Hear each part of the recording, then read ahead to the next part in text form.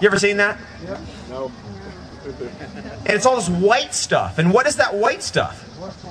It's calcium. And it turns out that in every case of a heart attack, every single heart disease case you could think of, there is this thing of the whole coronary artery being silted up with calcium. Now that's really interesting because what do we hear all the time? Eat more calcium. Has anyone ever heard this before? So we're going to talk today about calcium.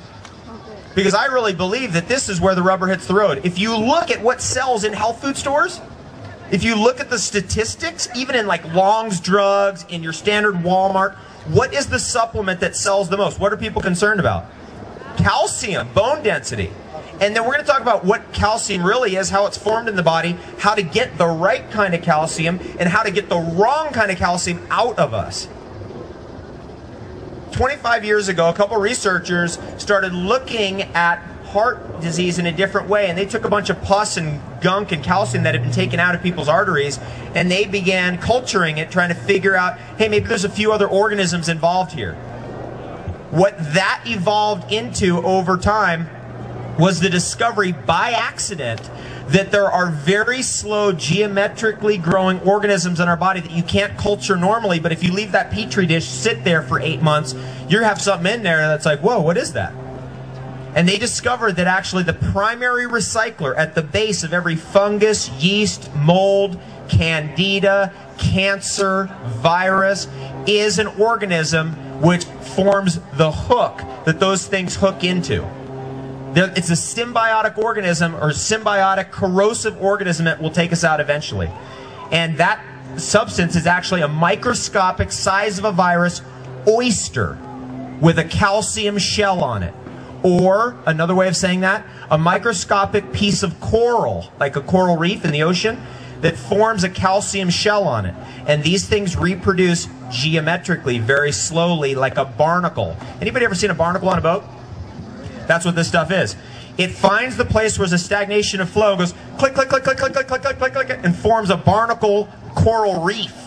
And then that disturbs the flow or the implosion of blood. You know, your heart doesn't pump anything. We know. Has anybody figured this out?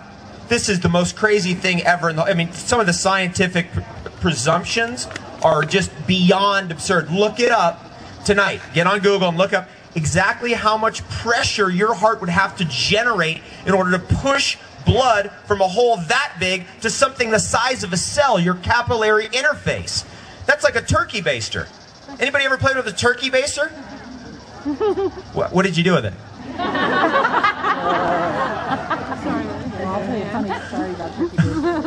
Right, you're taking this thing, you're trying to squeeze it through these little tiny pipes that ain't going anywhere. So what's really happening is it's a suction that's happening.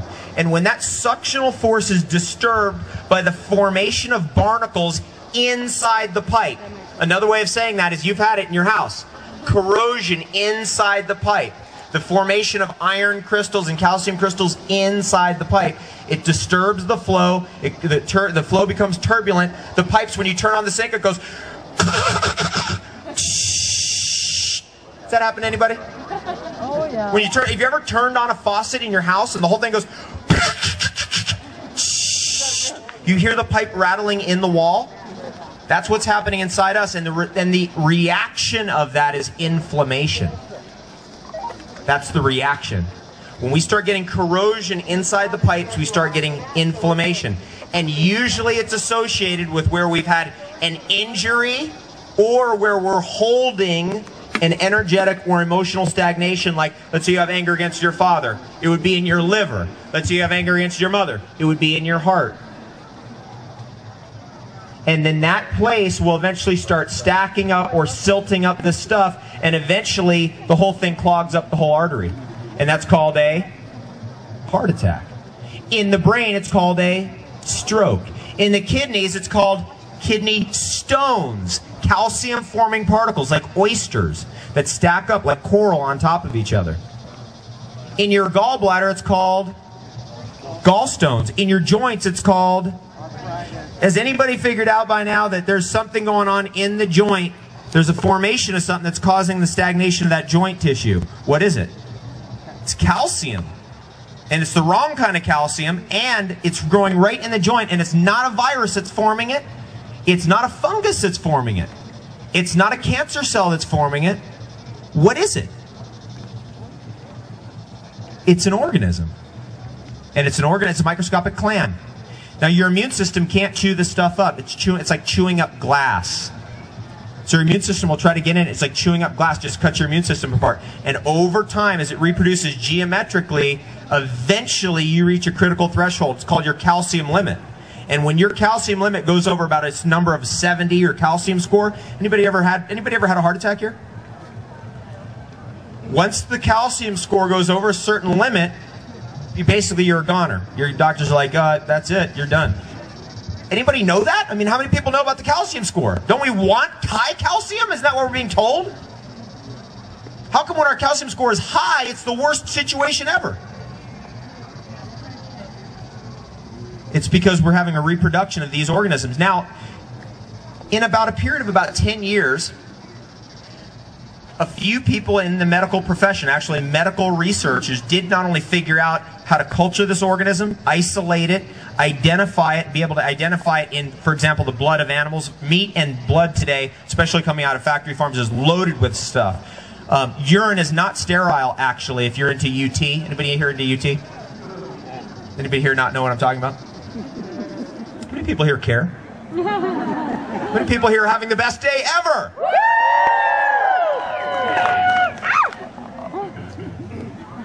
There are organisms in urine, and those organisms are calcium-forming particles, or little barnacles, or little oyster shells. Now those guys form the hiding places. They form the coral reef, that forms the hiding places, and then the little viruses, or the little quote-unquote parasite.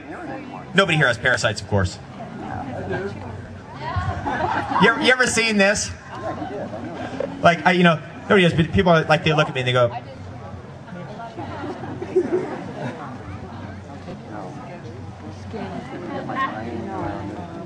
has anybody here ever gotten a parasite out of their body? That's one of the best things, because when you're babbling up here all day and all night, people go, yeah, whatever. Then they get a parasite out of their body. They're like, we got to get back over there. We got to get back to that seminar. Because then you learn. You really get a piece of information. All those parasites, all that stuff, that whole load sits on top of calcification. And what we really want is high silicon, high magnesium, low calcium, and it turns out that most of the calcium supplements are contaminated with calcium-forming organisms. So the more calcium you take, the more you're getting exposed to those organisms, the more you calcify, the more problems can create in the joints, in the heart, in the brain, in the liver, the kidneys, the lungs. What's calcification of the lungs called? Emphysema. You look at every cancer. Turns out that cancer has hundreds of receptor sites for these little guys on it, on every cancer cell. So they claim it's like, oh, this is our. It's like Star Wars. Anybody see Star Wars? Remember there was the big ships and the little ships came out of them? You recall? That's what this is. The cancer cell is the big ship, and the little ships that come out of it are those little calcium-forming particles, or those little oysters.